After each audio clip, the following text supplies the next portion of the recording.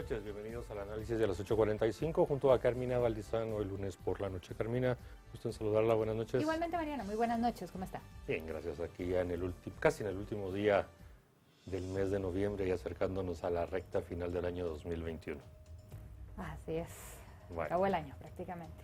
Y es por eso que vamos a tratar un tema que ya nos pone en el año 2022. Hoy se dieron dos noticias alrededor de la educación, en particular de que, bueno, hay algunas discrepancias entre las declaraciones del presidente en cuanto a que el 15 de febrero se regresa a clases y hoy las autoridades de salud y educación dijeron que, bueno, se hará de manera híbrida y que también habrá ahí por unos ajustes en el famoso semáforo de alerta sanitaria. Pero eso no va a ser el tema de hoy, será un tema un poco más profundo que tiene que ver con la calidad de la educación, con el tema del currículum, de la malla curricular, algo que lo hemos tratado con Carmina varias veces. Hemos sido críticos en cuanto al contenido del currículo básico de educación en Guatemala, pero bueno, vamos a volver a abordarlo porque hay nuevos retos, nuevas situaciones y con las expertas, que son tres damas las que nos acompañarán esta noche, vamos a tratar de pues analizar y ver qué perspectivas tiene este tema de la currícula, del currículum básico, de la malla curricular.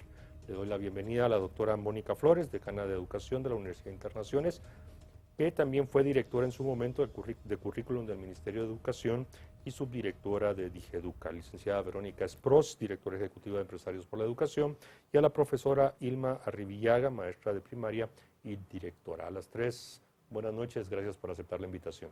Muy buenas noches, bienvenidas. Gracias, muy amables. Doctora Flores, iniciamos con usted. Bueno, ya en la introducción pusimos un poquito el tema ahí de la preocupación de que el currículum básico de Guatemala, de educación en Guatemala, no está pegado realmente a las realidades, a la oferta laboral que hay en el país y algunos temas que para muchos, incluyéndome, eran importantes y han abandonados como urbanismo, civismo, idioma español, en fin, ya no son las prioridades. Pero en fin, mejor cuéntenos usted cuál es el estado de situación del currículum de la educación en Guatemala. Bueno, buenas noches. Muchas gracias por la invitación.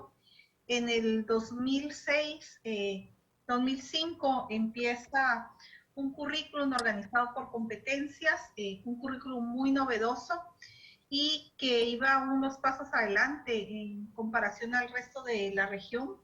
Guatemala fue de los primeros países en hablar de una educación por competencias y cuando hablamos de una educación por competencias estamos dando un abordaje integral, es decir, estamos trabajando en el desarrollo de aprendizajes relacionados con el saber ser y el saber hacer.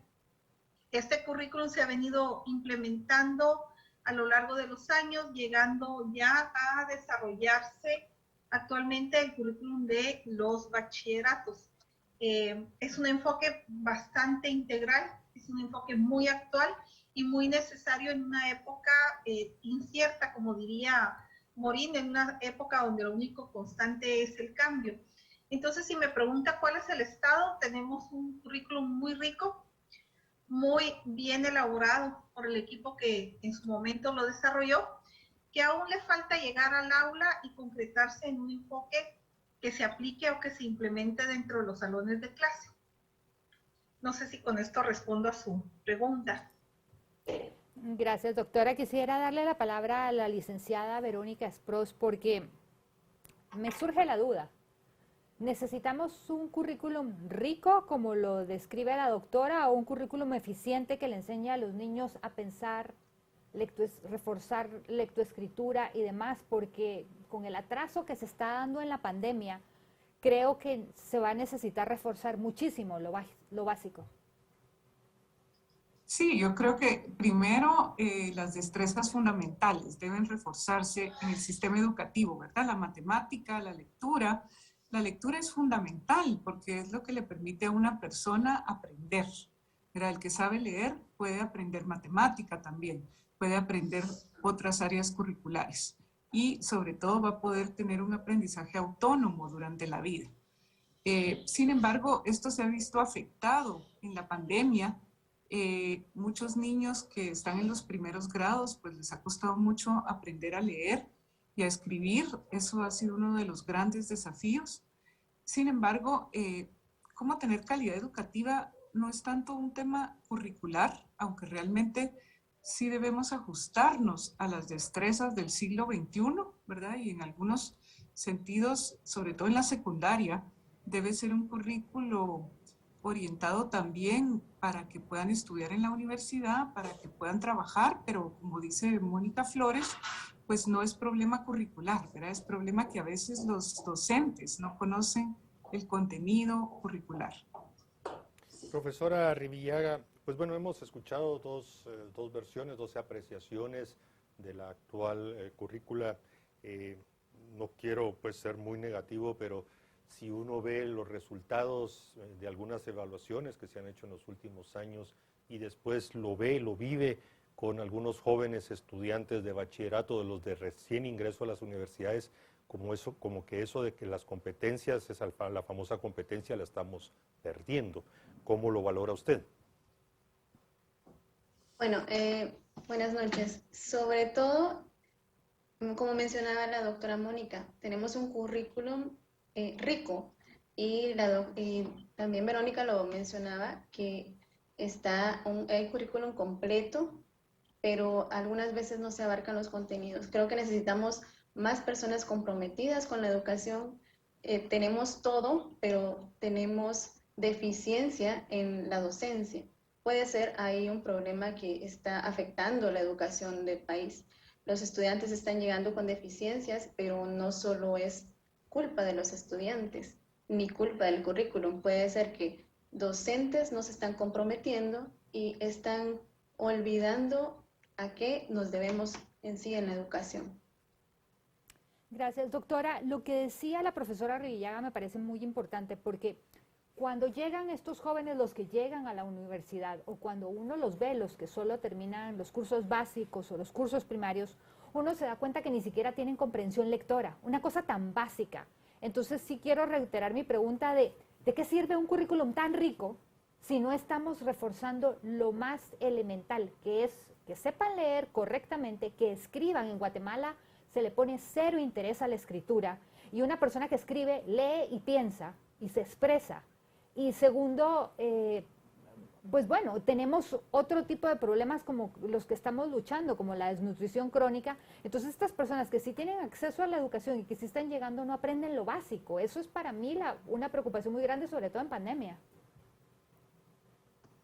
Sí, yo creo que aquí hay que separar dos aspectos. Una parte es el currículum, que podríamos decir que es el proyecto donde la sociedad plasma lo que espera que sus jóvenes y niños aprendan, y la otra es la parte metodológica que debe desarrollarse en el aula.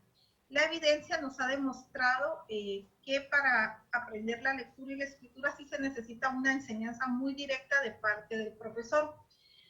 El reto que enfrentamos es que tenemos un currículum bastante actualizado, pero no hemos actualizado la parte de la formación docente que permita o favorezca que adquiera las herramientas para trabajar por competencias. Y en este sentido es clave que un docente enseña como aprendió o como fue enseñado. Y muchos docentes entonces no han logrado hacer esta transición de identificar ese cambio de objetivos hacia un sistema centrado en competencias que requiere metodologías diferentes basadas en evidencia que les permita desarrollar más eficientemente la lectura. Y entonces viene el tema de malos resultados en las evaluaciones. Sumado a esto, que la lectura y la escritura son procesos que empiezan a desarrollarse desde el hogar. En el hogar debemos tener ambientes letrados donde los niños escuchen canciones, oigan fábulas, escuchen narraciones, entren en contacto con los textos para irse preparando para llegar a ese primer grado donde empieza la adquisición formal de un proceso que iniciaron desde el vientre de la madre. El otro aspecto es que también para desarrollar una buena comprensión lectora, un buen pensamiento lógico, se requieren destrezas que se adquieren en la preprimaria, y nuestro sistema no impulsa que los niños vayan desde pequeños a la preprimaria. Muchos padres para ellos la escuela empieza en primero primaria. Entonces, son varios factores que inciden y no es tanto el currículum, sino cómo se implementa o concreta el currículum en el aula y los factores asociados al logro de estas áreas.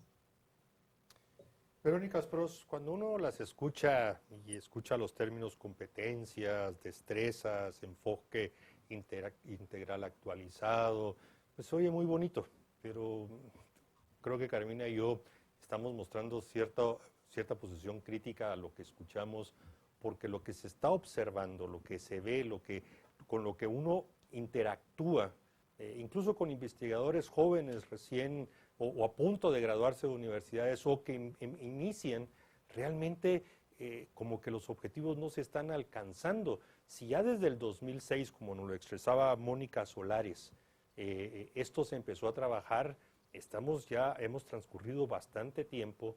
Si el tema de los docentes no se ha actualizado, a pesar de que, recuerdo, y por favor usted me corrige, ya es casi una obligación el ingreso a las universidades para sacar esas licenciaturas o diplomados en docencia, pues más de lo que nos explican, es algo más profundo. No quiero todavía entrar al contenido de libros de texto de todo tipo, que realmente en lo particular me dan pavor, pero ayúdenos a entender que entonces qué engranaje es el que está fallando para que al final no estemos teniendo esos niveles educativos de calidad suficientes para afrontar el presente y el futuro.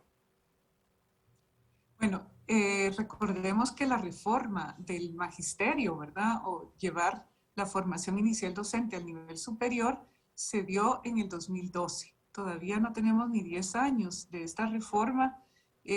Los resultados toman tiempo. Sin embargo, hay dos elementos. Uno es la formación que tienen los docentes y los que están ahorita en servicio.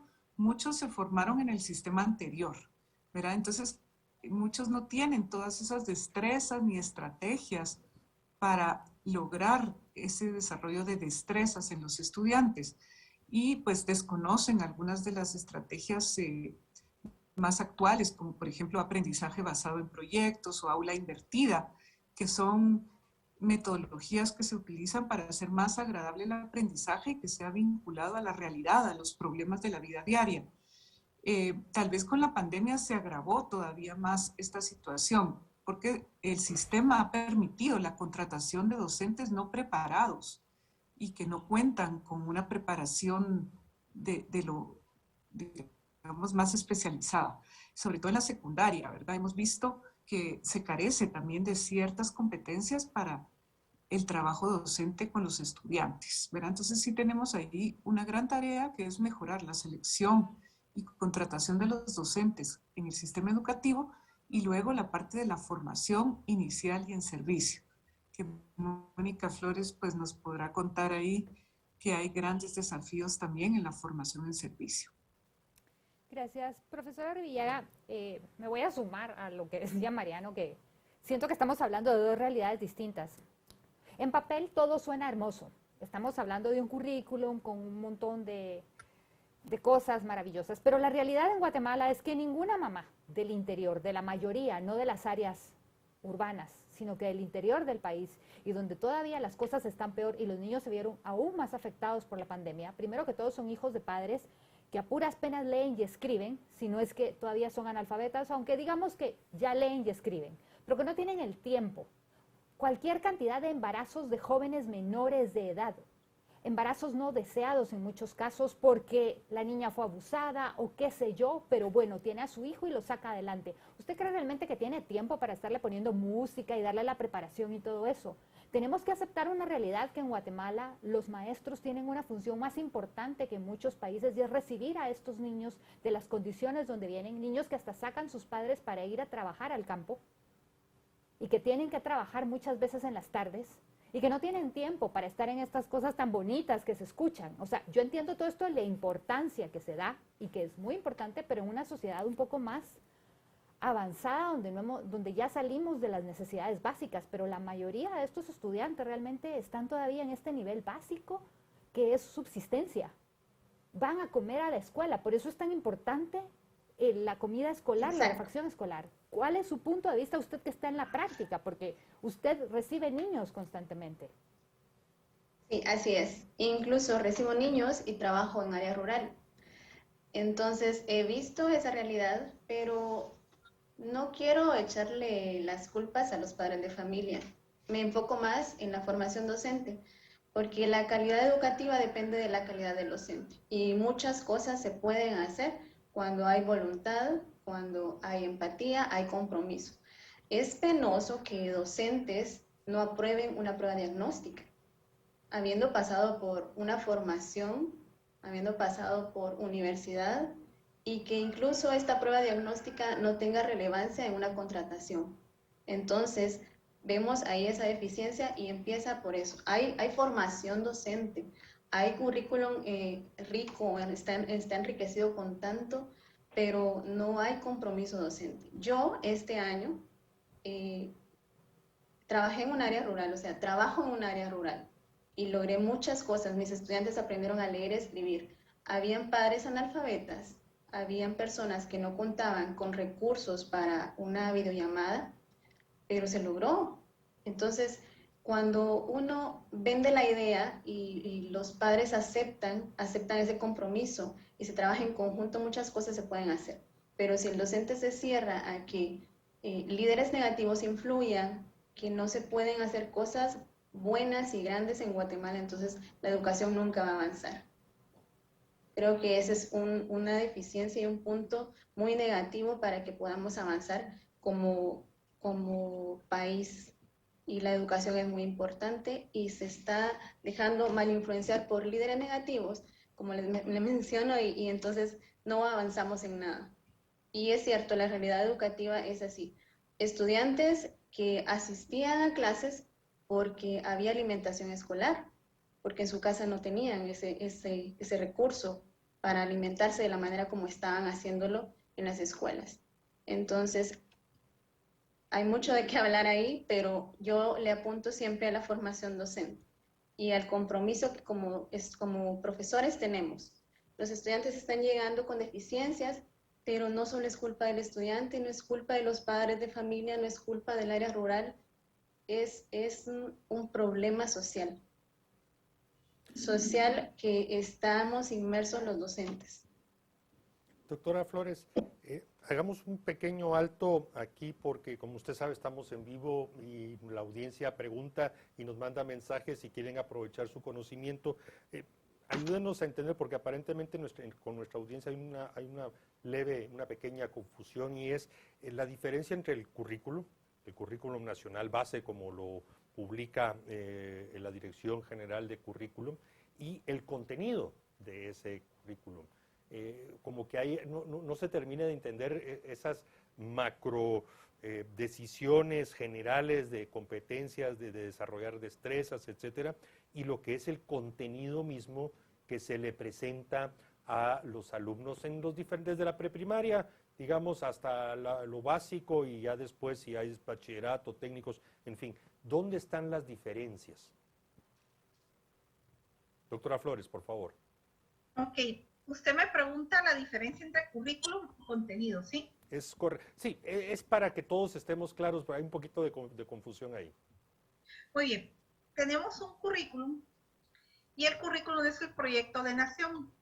Yo lo llamo muy románticamente como el ADN que quiere un país que lleven sus ciudadanos que están en formación hacia a la sociedad en general, ¿verdad? Cuando hablamos de currículum, un currículum tiene diferentes componentes, tiene fines, tiene objetivos, tiene perfiles de ingreso y egreso de los estudiantes y tiene, en nuestro caso se eligió por áreas, tiene el área de comunicación y lenguaje, matemáticas, ciencias sociales, y estas áreas están organizadas por competencias. Las competencias son esas destrezas o habilidades que usted debe lograr desarrollar para poder desempeñarse a lo largo de su vida. Los contenidos contribuyen a desarrollar estas competencias. Por ejemplo, yo no puedo decir que sé conducir, que sería la competencia, si yo no conozco acerca de las partes de un vehículo, yo no conozco acerca de las señales de tránsito. Luego, no puedo decir que sé conducir si yo no sé arrancar el carro, si no sé cambiar velocidades, si no sé cuándo necesita gasolina, y luego yo no sé conducir si no tengo los valores de respeto, cordialidad, amabilidad, respeto a las normas de tránsito. Entonces, esos contenidos, tipo de carro, cómo manejarme, cómo hacerlo, valores, las señales, cómo mover el carro, ayudan a lograr una competencia que en este caso sería conducir. Esa es la pequeña diferencia. Un currículum es un proyecto de nación que se logra a través de que los niños aprendan diferentes competencias para llegar a desenvolverse como futuros ciudadanos del país. No sé si con esto respondo la duda que tienen. Será nuestra audiencia si nos repregunta o no, o pregunta otras cosas, pero gracias, doctora. Licenciada Esproz, el Empresarios por la Educación tiene un programa de maestro 100 puntos. ¿Cuál fue la experiencia de los maestros que usted conoció? Sí, este año se premiaron las estrategias innovadoras que se han implementado en la modalidad híbrida, ¿verdad? O a educación a distancia. Se premió a 12 maestros, educadores, todos excelentes. O sea, realmente nos quedamos impresionados de lo que han venido haciendo con sus estudiantes. La mayoría se comunican por WhatsApp, la mayoría mandan videos a sus estudiantes y algunos de ellos utilizan plataformas digitales, ¿verdad? No en todos los casos los niños tienen conectividad, ese es uno de los grandes desafíos, pero sí son pues maestros muy esforzados que están buscando la manera de llevarle y que la educación a la casa, muchas veces al niño. Otros sí han logrado atender con burbujas en las escuelas. Así que vemos una variedad, una multiplicidad y 2 directores, ¿verdad? 2 de ellos son directores, 100 puntos, lideran una comunidad educativa que pues se ha esforzado por tener las condiciones higiénicas, sanitarias en la escuela, tienen un plan para el regreso seguro a clases y han implementado con los maestros formaciones y lideran pues esa educación que hoy día es tan necesaria. Pero sí estamos conscientes, ¿verdad?, que ellos son un ejemplo de lo que hacen algunos buenos docentes, pero resaltan, ¿verdad?, hacen cosas fuera de la caja, fuera de lo que es usual. Profesora Arribiaga, en las 2 respuestas que nos ha dado hoy, usted ha sido muy enfática de que la problemática, a su criterio, radica precisamente en los docentes, como que, bueno, no voy a calificar, usted lo ha dicho y creo que es un tema importante. Ahora escuchamos una versión positiva que Verónica Esproz nos comenta de que hay profesores y profesoras que pues piensan fuera de la caja y hacen cosas maravillosas y por eso se premia. Pero mi pregunta a usted, profesora Arribiaga, es ¿cómo romper esa mala influencia, usted lo mencionó, de algunos líderes que, no sé, obstaculizan, impiden, no permiten o quieren mantener a la docencia anclada en un pasado que todos tenemos que superar? ¿O por dónde son los caminos que usted sugiere que debemos de recorrer? ¿Será mejor paga? Probablemente, no lo sé, usted no lo dirá. ¿Mejor aprovisionamiento de material didáctico o material didáctico diferente? ¿O es acaso los comités de padres de familia los que deberían de tener mayor incidencia para realmente romper ese círculo que usted nos menciona, de que en la docencia, a su criterio, es donde más estamos fallando? Pues creo de que no. Los maestros en Guatemala, en comparación de otros países, estamos siendo muy bien pagados. Y la verdad, como les decía, necesitamos un compromiso, pero esa influencia negativa es voluntaria, dejarla o seguirla. Entonces, Verónica mencionaba de que existen muchos docentes que están educando como a ellos los educaron, no está actualizándose, pero existen programas. El ministerio nos lanzó PADEP, por ejemplo. Esa es una actualización docente. Hay congresos a los que podemos asistir voluntariamente. Hay formación donde nosotros podemos incluirnos si nosotros tenemos esas ganas, ese esfuerzo, eso, querer hacerlo. querer hacerlo, lo podemos hacer de cualquier manera, pero creo de que hay jerarquías que están mal estructuradas y puede ser que sea por ahí donde estemos un poco mal. Hay personas que están sobre nosotros que no nos orientan adecuadamente o incluso están desmotivando a las personas que estamos trabajando. Creo que cuando yo hago las cosas bien, por ejemplo, yo soy directora, mis compañeras docentes van a imitarlo. Si ellas ven que está funcionando, lo van a imitar. Entonces necesitamos líderes positivos en las escuelas que estén comprometidos y que sean ese ejemplo a seguir de los demás. Hay deficiencias, cierto, en lectoescritura, en matemática, pero no lo tienen solo los estudiantes, también lo tenemos los docentes. Y esa falla tiene que mejorarse primero en los docentes para que sea contagiada a los estudiantes. Los padres de familia, si bien es cierto, hay padres de familia en áreas rurales que no saben leer y escribir, pero tienen el tiempo, tienen esa motivación, quieren ver a sus hijos triunfar. Entonces, si nosotros estamos desmotivados, no vamos a contagiar eso a los padres de familia, ni mucho menos a nuestros estudiantes. Doctora, creo que la licenciada Riviera ha tocado un punto clave, esa deficiencia de los maestros.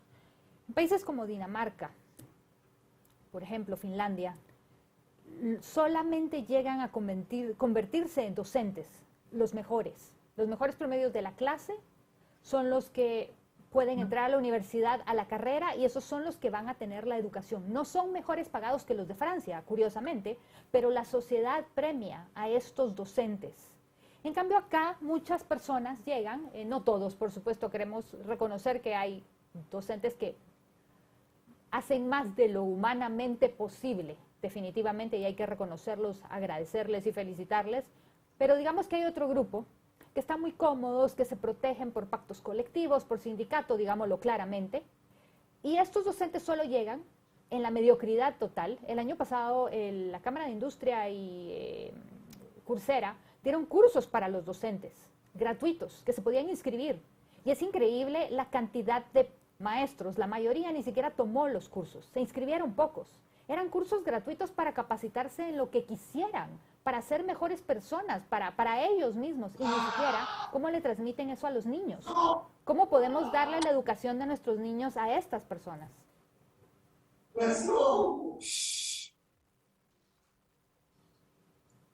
Doctora Flores. Doctora, a usted, sí. Muchas gracias. Creo que hay un reto o una distancia entre los docentes de Dinamarca o de Finlandia o los docentes 100 puntos que tenemos en Guatemala, que son admirables, y es que creo que son docentes que han comprendido que su labor más importante es que los estudiantes aprendan. Y creo que eso es lo que falta para que muchos docentes se den cuenta que ellos son los que están transformando la vida de estos niños y a la vez están transformando el entorno. Creo que parte del éxito de otros países radica en que los docentes han descubierto la importancia o el valor de dar no solo la mía extra, sino que realmente cumplir con lo mínimo que es que los niños aprendan lo que se espera para cada grado y que no dejen estudiantes con rezago. Entonces creo que, así como lo decía Disa, que me encantó su comentario, creo que es la ética y la comprensión de la labor tan importante que tiene el docente como ese puente entre lo que el niño es y lo que puede llegar a ser y a aportar a nuestro país. Verónica, usted ha estado involucrada desde hace muchos años buscando no solo la ampliación de la cobertura, sino sobre todo el tema de la calidad educativa. No sé cuántas veces lo hemos tratado aquí, pero nunca nos cansaremos de seguirlo tratando hasta que logremos elevar esa calidad. Pero más allá de este comentario, usted que tiene conocimiento de todos los esfuerzos de la gran campaña por la educación, los maestros 100 puntos, etcétera, etcétera, hay muchos informes, encuestas, sondeos, evaluaciones. ¿En dónde coinciden estos para tratar de ver si en algo muy concreto y específico pudiéramos focalizarnos para, creo que retomar algo que con lo que iniciamos Carmina y yo, por lo menos en lo básico? Ella habla de lectura, de escritura, yo le sumaría matemáticas, y con esas tres por lo menos sí tener excelencia desde la primaria, por lo menos hasta los básicos. Cuéntenos, denos un halo de esperanza, a ver dónde podemos concentrarnos, por lo menos para esas tres materias. Definitivamente son esas las áreas principales, ¿verdad? Matemática, pensamiento lógico, luego y resolución de problemas, ¿verdad? Que van unidos con la matemática. Luego también escritura y lectura, definitivamente, porque van a ayudar al aprendizaje en todas las etapas de la vida y a tener una trayectoria escolar exitosa. Pero creo que el elemento central sí es fortalecer las competencias y capacidades de los docentes. Pero también todo pasa por lo que mencionábamos antes, ¿verdad? ¿Cómo logramos que a la carrera docente ingresen los mejores estudiantes del país? ¿Verdad? ¿Cómo lo hacemos atractivo? Y además, pues tener procesos de selección rigurosos que incorporen también la evaluación de la vocación, porque ser docente pues implica tener conocimientos, implica tener estrategias educativas que sean eficaces, pero también vemos que implica una vocación. Entonces yo creo que eso es el giro que debemos darle, porque necesitamos docentes preparados y comprometidos con cada estudiante. Pero yo creo que eso es la clave, cuando vemos que hay un maestro, un director, que se va a dar cuenta de cómo aprende cada estudiante y va a tratar de ayudarlo, sea del nivel que sea, ¿verdad? Porque hay alumnos que van encima, digamos, del aprendizaje de los demás, hay otros que van un poquito más lentos, pero todos pueden aprender. Y creo que esa es la clave, ¿verdad? Que logremos tener un cuerpo docente preparado, comprometido y con vocación.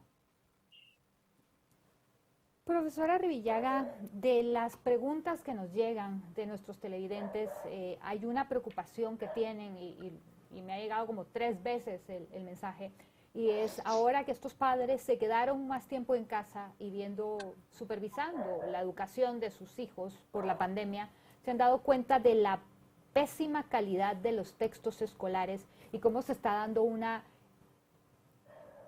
politización e ya se me trabó la lengua. Ideologización, perdón, de la educación. En vez de enseñar la historia punto como fue, están dando puntos de vista. Y eso no puede suceder. ¿Qué está sucediendo? ¿Usted tiene experiencia con estos textos o en primaria no se está viendo a nivel de secundaria? ¿A mí? Sí, profesora, sí. Ajá. Bueno, el Ministerio de Educación tuvo que implementar unos nuevos textos para este año, que son guías de trabajo, que los textos anteriores quedaron prácticamente en el olvido y no sé si se van a volver a utilizar, pero los grados que doy son de primer ciclo, entonces los contenidos son muy pequeños, no abarcan todo, porque si bien el currículum en el primer ciclo no incluye historia, sino que formación de valores. Entonces, a partir de 4º grado se incluye historia.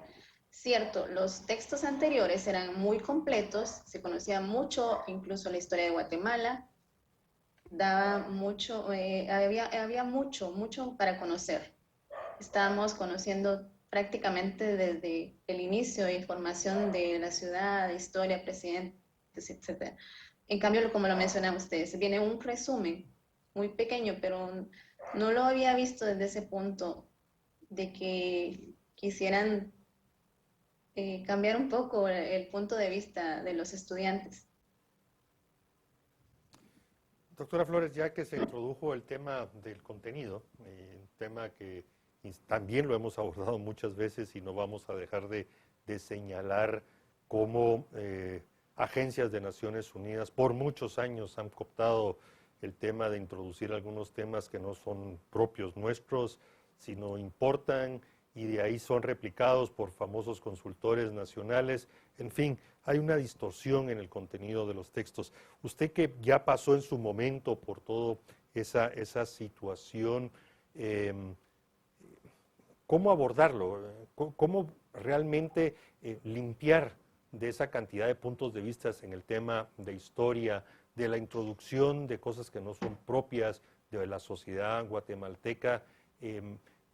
¿Por dónde principiar? Porque parte de la problemática que hoy vivimos radica precisamente en esa parcialidad en el contenido de los textos. Y no solo me refiero a los de historia, hay muchos donde uno aparentemente en el de valores, donde todos estaríamos de acuerdo, sí, hay que inculcar valores, pero ahora están apareciendo valores, insisto, que no son propios de los nuestros, los guatemaltecos. Doctora Flores, por favor. Volvemos un poco al tema metodológico. Tenemos que formar docentes críticos que puedan utilizar el texto de una forma no que se impongan contenidos, no que se den por sentado que esos son los contenidos, o que docentes que tengan la capacidad, ese razonamiento de identificar en un nivel de concreción curricular de aula, ese contenido sirve a mis estudiantes, este contenido es contextualizado, podemos debatir con mis estudiantes y analizar qué tan cierto o qué lado de la historia se está contando, para también desarrollar en nuestros estudiantes la capacidad de razonar y analizar. Entonces, el problema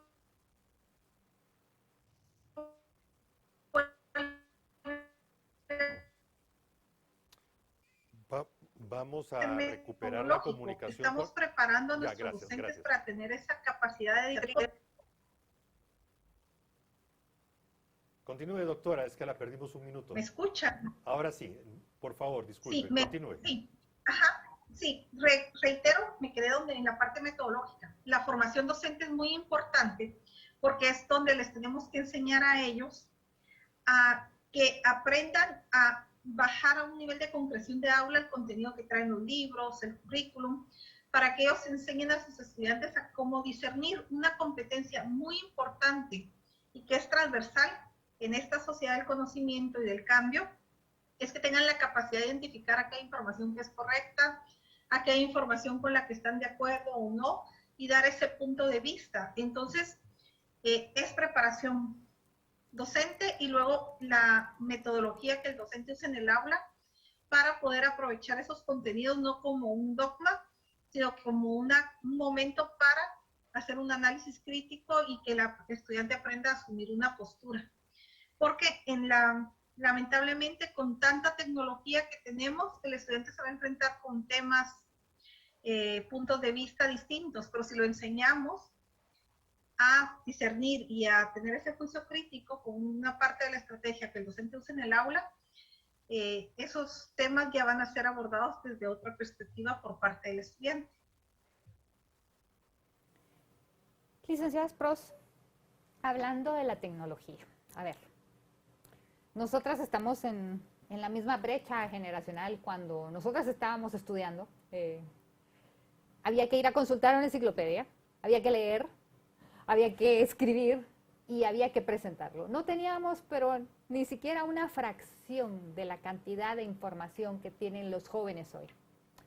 Y sin embargo, yo hablo con los jóvenes. El otro día me tocó darle una charla a jóvenes de 18 años y le menciono por un tema de censura en redes sociales a la autora de Harry Potter, a J.K. Rowling. Y me impresionó cómo estos jóvenes centennials, que ya son más pequeños, no tienen idea. Porque fue la generación de más arriba la que creció con Harry Potter y que muchos empezaron en el mundo de la lectura por ella. Y esta juventud ni siquiera sabía. Una cosa tan de cultura popular, tal vez si hubiera hablado de reggaetón o de otra cosa me hubieran entendido, pero yo pensé que la referencia la iban a conocer y no.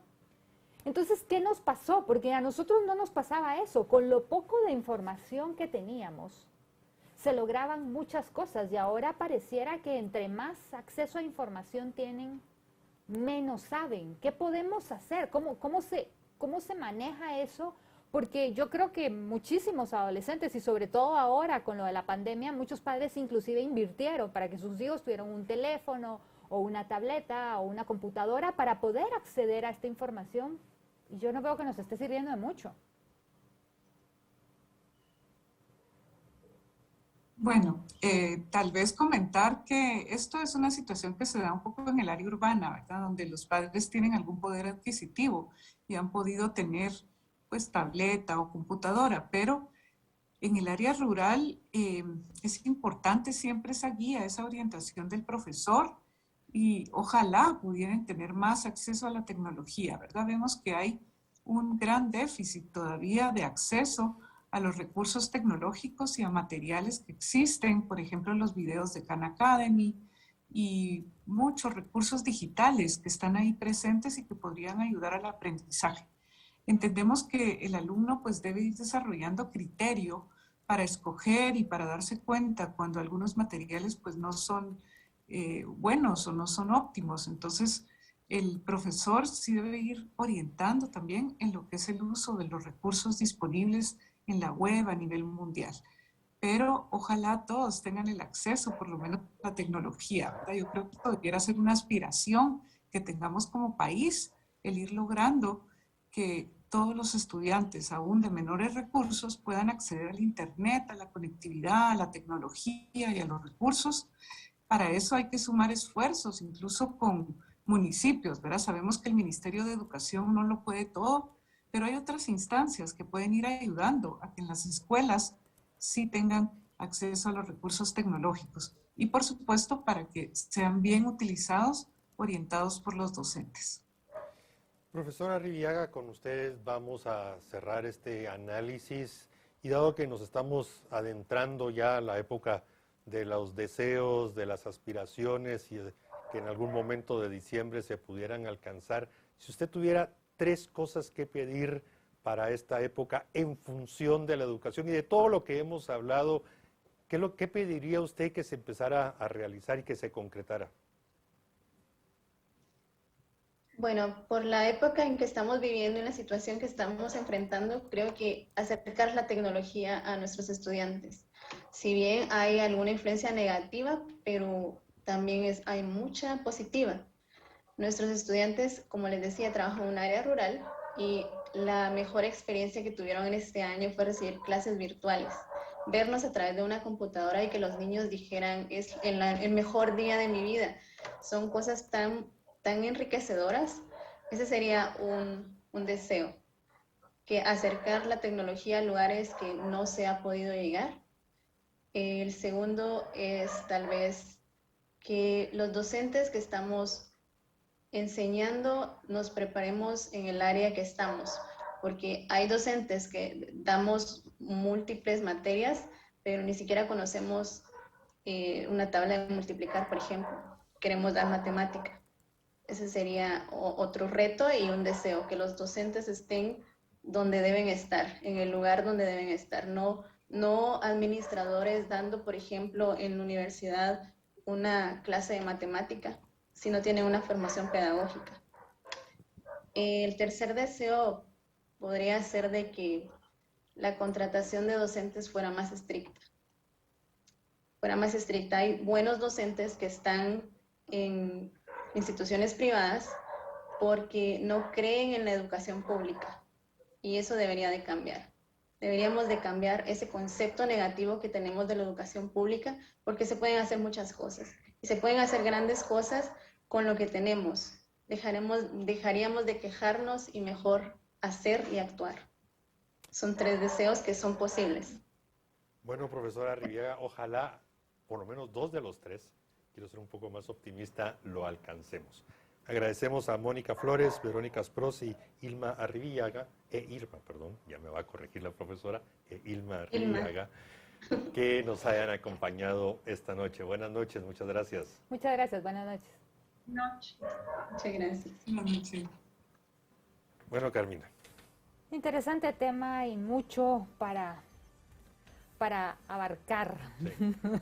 Y no precisamente en el tema curricular, sino que de la situación, que salga la política de la educación sería ideal. De acuerdo. Bien, les agradecemos mucho que nos hayan acompañado. Regresamos con Carmina el próximo miércoles. Pasen una buena noche y continúen con Canal Antiguo.